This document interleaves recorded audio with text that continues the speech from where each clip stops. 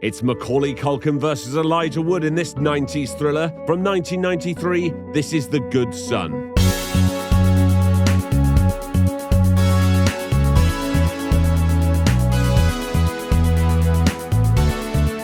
I'm Jay Harangue and I've wasted hours of my life watching terrible films. You should subscribe. Yes, and please consider joining my Patreon where you can view exclusive content. It's just $3 a month, and at a time when most of my stuff is getting copyright claimed, it really helps me out. So massive thanks to all of you who've signed up. Right, let's get on with the film. This is Mark and he's the main character. Hi. He's playing football today, and even though he's 12 years old, he's much better than the girls supposedly gunning for an athletic scholarship in Killer Cover-Up. Yes. Anyway, Mark's dad has just shown up to take Mark to the hospital to visit his sick mum. Has Dad told you everything? Yeah.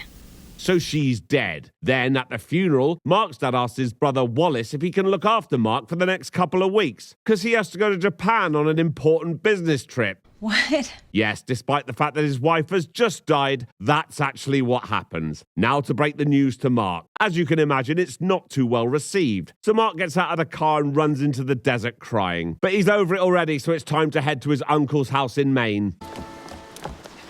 You made it. Why do people say this? He's driven there. Not like it's 50-50, is it? No. Anyway, Wallace is married to this woman, Susan, who has a haircut like a lot of people in the 90s, but those people were teenage boys. They have 2 kids, Connie and her older brother, Henry. That's a bit creepy. What is that mask thing? I had 2 of them, so we could be brothers. Brilliant, thanks. At dinner, they kick each other under the table, so now they're best friends. And Mark's okay with his dad fucking off to Japan now. The next day, Henry takes Mark to see his treehouse that's so high up there's no way any parent would allow this. And look how difficult it is to climb. Then... who could possibly have seen that coming? If I let you go, do you think you could fly? No. But it's okay, Henry pulls him up to the safety of the treehouse. Then Henry shows Mark another place he likes to play, an abandoned warehouse. Oh right, they're smashing the windows.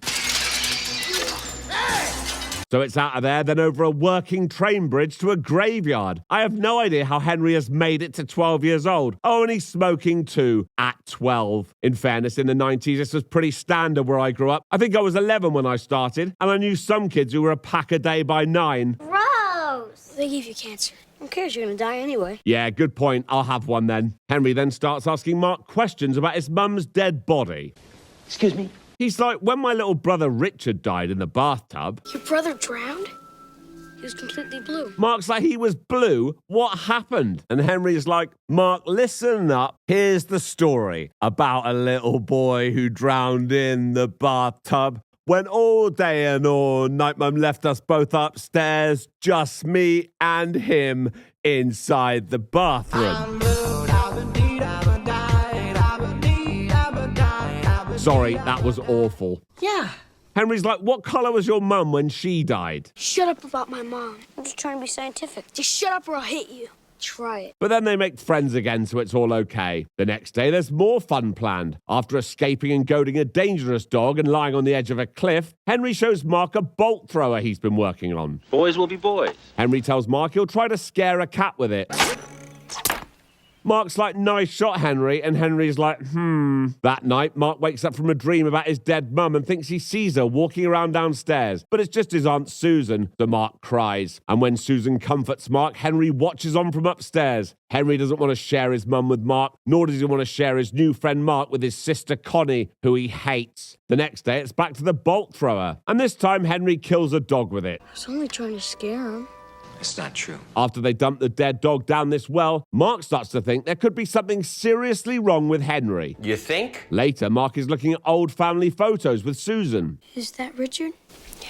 Right, is it just me, or is it a bit weird that she has a framed photo of her son who died in a bathtub with a rubber duck? Are there no other photos of him, or did he live in the bath? Anyway, today Henry's introducing Mark to his friend Mr. Highway. Mr. Highway... Mr. Highway is a life-size dummy Henry has made. Why is he called Mr. Highway? Because Henry pushes him off a bridge and onto a road into... Because Henry pushes him off a bridge and onto a road into oncoming traffic. Say goodbye. Assuming Mr. Highway is a real person, all the cars swerve to avoid him, and this causes a 10-car accident. Mark looks on in horror, but Henry thinks this is brilliant. Once they escape the police, Mark's like, Henry, you're sick. People could have died. And Henry's like, yeah, I know. Henry's worried that Mark might tell his parents about Mr. Highway, so he tells him that if he does, he'll just say it was Mark's idea, and they'll believe him. Later upstairs, Connie, who Mark likes, enters Henry's room, so Henry attacks her. When Mark pulls him off, Henry's like, be careful, Mark, or she could have an accident, just like Richard did. Speaking of Richard, that night at dinner... Dad, Mark's been saying he kind of like to move into Richard's room. That's not true. He seems to like it. I don't want to move in there. Mark, don't lie.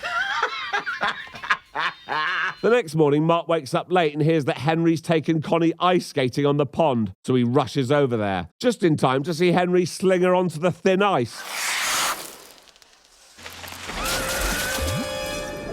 Because loads of people are looking, Henry makes it appear like he's trying to save her, but he isn't, so she's dead. Hang on, no she isn't. These two guys smash the ice with their axes and pull her out. While Connie recovers in hospital, Mark goes to see Susan on the cliff top, where she goes to think about Richard. Connie didn't just slip. Henry said he hated her. You don't know what he is. Henry tried to kill Connie and you could do it again. Stop it. Okay, so she's not having any of that. And if you're wondering why Connie hasn't told anyone, it's because she's either in a coma or doesn't remember anything. The next day, Mark calls his dad and tells him everything, but his dad's like, piss off, Mark. I've got some serious business to take care of in Japan. That night, Henry suggests to Mark that he's poisoned all the food in the fridge. So when Susan and Wallace come downstairs, they find Mark trying to shove it all into the garbage disposal. He doesn't bother telling them why he's doing it, because they don't believe a thing he says. Plus, his dad will be back to pick him up in a few days. Susan is starting to question things, though. So the next day, she goes into Henry's workshop/shed, where she finds a rubber duck. Hang on, that's the same rubber duck from the photo. How does Henry have it? I couldn't find it after Richard's accident. It was mine before it was his. But you knew I was looking for it. How did you get it? How did you get this? He's like, yeah, sorry, Mum, I wanted something to remember Richard by, so I took it. Now give it back. No, you can't have it back. Give it to me! Henry! So Henry runs to the graveyard and throws the duck down the well. Susan has finally got her head around the fact that Henry's a murderous little shit, so she goes to the cliff top to think. Meanwhile, at home, Mark catches Henry pretending to cry in the mirror. Did you cry at your mom's funeral? Why? I figured you're expected to cry at your mom's funeral. Mark's like, are you going to kill your mum? And Henry's like, maybe. Henry, have you seen your... Dad, help me! So Wallace locks Mark in a room upstairs. But hang on, someone's pulling up to the house. That must be Charlie and Elena. No, it's not, it's Susan, and she wants to speak to Henry. Henry's like, okay, Mum, let's go for a walk like we used to when I was little. Mark knows he's going to take her to the cliff top and desperately tries to get her attention, but she can't hear him through the windows. Mark climbs out the broken window and goes after them. Meanwhile, in the woods... Did you kill Richard? What if I did? You don't look too good, Mom. Funny that. So Henry runs away, and Susan thinks he may have jumped. Henry! Henry!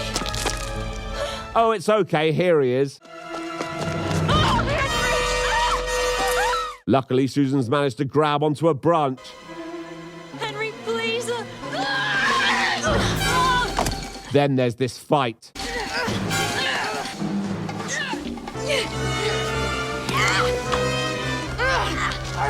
Kill you! Kill you!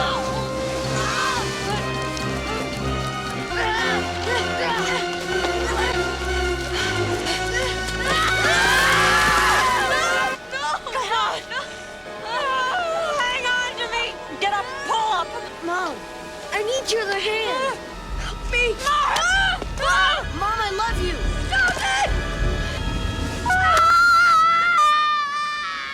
So he's dead. Good. Susan pulls Mark up, everyone's safe from Henry, and that's the end of the film. So until next time. Thank you for watching this video. Please like and subscribe, and please consider joining my Patreon. There's a link in the description.